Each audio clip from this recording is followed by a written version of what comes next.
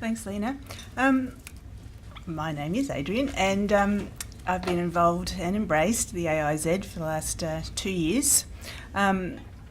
Last year, Mara went to the John Munro PD and as a learning leader, and we also had another colleague who's since moved on, Rebecca Tucker, and that was their role last year. This year, my role is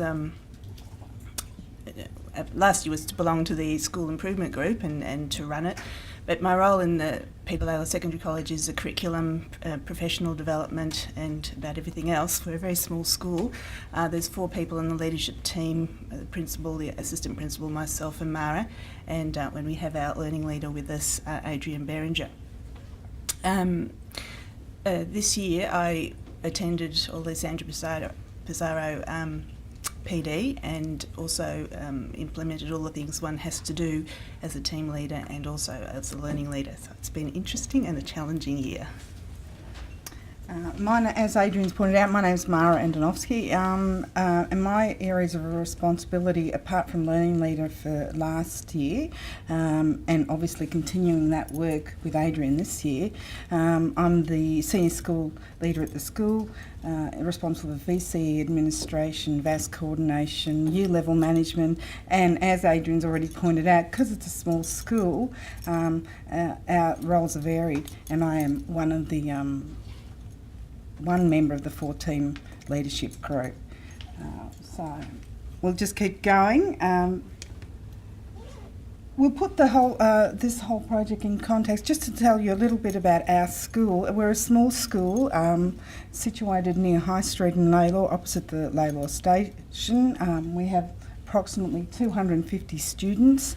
And basically facing declining enrolment for the last 10 years. Now, there was talks of closure in '97.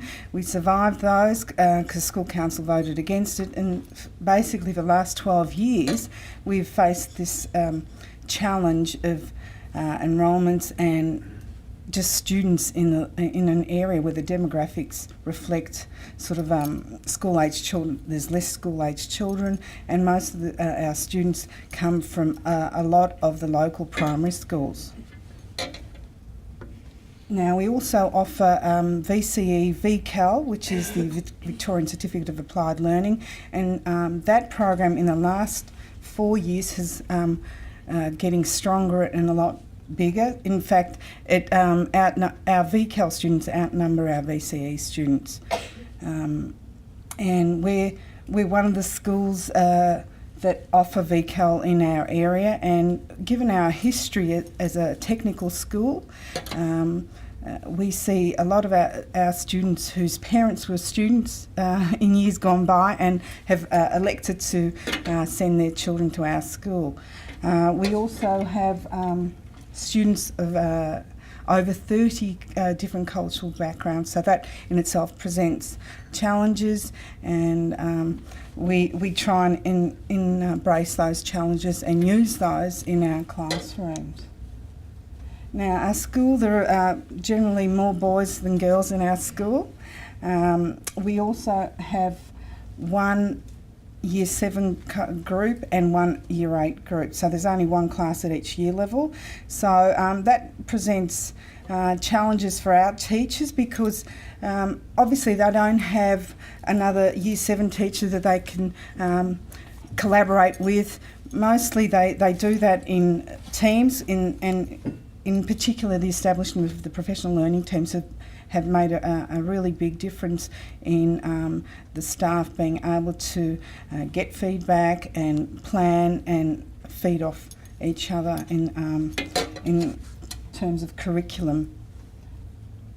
We also have a transient cohort, that is, we have a lot of students who come in not necessarily at the beginning of the year, but we have them coming in term 1, term 2, term 3, and in fact, and we last week we enrolled a couple of other kids too, which really presents a challenge for our programs, particularly the intervention programs.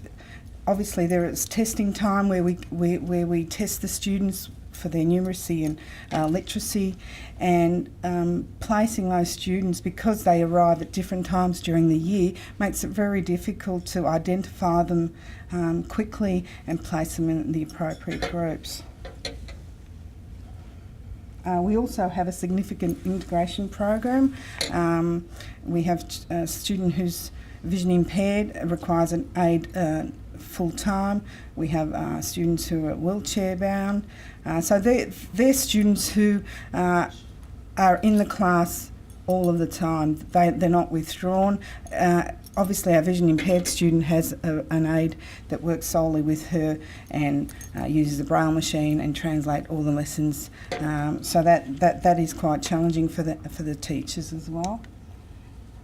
Now, our AiZ focus for the last year and this year, continuing this year, has been developmental management. Now, prior to the AiZ initiative, we had already made a start at looking at our developmental management practice, and it basically arose because we revisited our vision and values at the school, and as a result of the vision and values, we identified the developmental management as one of our priorities.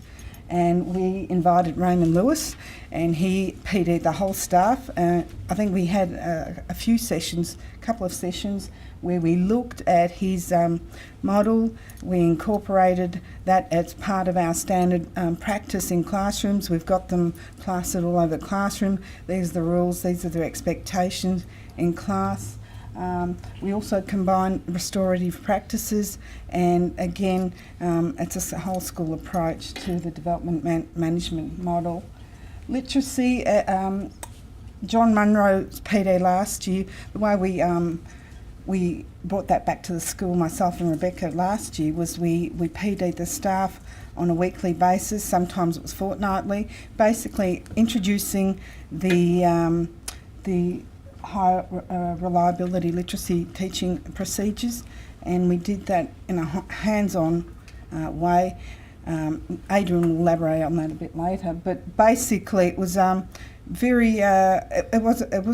were good sessions, productive, and what we tried to do at a secondary level, it was very one of the challenges was the teachers would say, but how do I do that in VCE? I don't have the time. I don't have the time to do that. I've got to make sure that the course is delivered. Well, what we did try and do was make sure that we incorporated text and material from across the curriculum, VCE, whether it was biology, VCE biology, VCE mathematics. So we tried to demonstrate that it was the responsibility of every teacher at the school to try and include those strategies wherever possible. We also have intervention programs, corrective reading at Year 7 and 8. We have Making a Difference at Year 7 and 8, and Cars and Stars, which is a Year 9 program that we run at the school. We have over 40 students who entered the Premier Reading Challenge this year, and Muso Magic, which was a program that took place at the start of this term. It was fantastic. Adrian can elaborate on that. Numeracy, we have Adrian Berenger, our numeracy coach, who has been working together with our maths teachers in the PLTs and they're receiving coaching. He goes into the classroom, the teachers go into each other's classroom, and again, Adrian will elaborate on that. And obviously, Peter Sullivan came out to our school for a professional visit, and we have been linked with Sue Gunningham for about 4 or 5 years, and she's continued to work with our school this year.